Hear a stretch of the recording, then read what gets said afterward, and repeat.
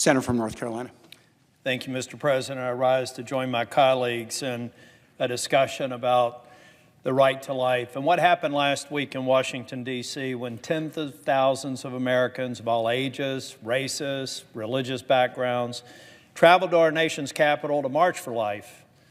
This March for Life was particularly special since it was the first March for Life after the Supreme Court's Dobbs decision, which made this march a special celebration recognizing the unborn lives saved as a result of that decision. I was proud to see many North Carolinians represent our state in the march by participating and fighting for the young babies who do not have a voice. But for the voices expressed in the March for Life, they would be unheard.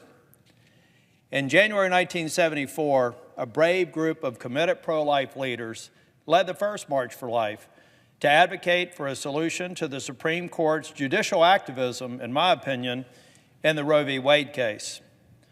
This year, the March for Life was not only an event to advocate for the unborn, it was a celebration of the end of Roe, the return of pro-life policymaking to the states, and I believe to the Congress. The Dobbs decision is historic and affirms my belief that all life is sacred. Each state government and its duly elected representatives now make the determination about what types of laws they wish to have in place.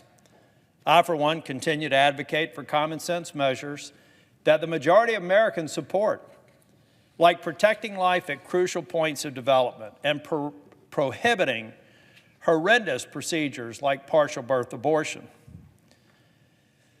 While it is good for us to celebrate the Dobbs decision, as senators, we must remember that the fight for life in the United States is far from finished. Our work to enact pro-life policies must continue if we're to be a voice for the voiceless.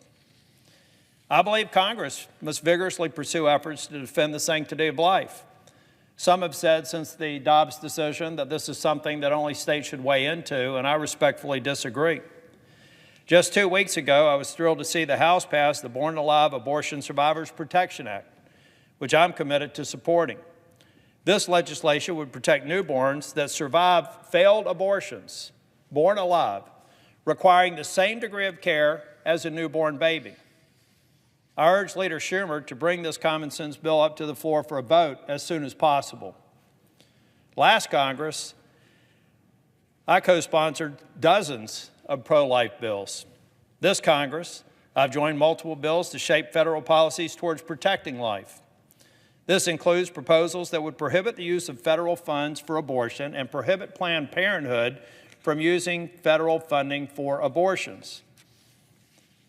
When I served as Speaker of the House in North Carolina, we passed several bills to protect the unborn and to defend life.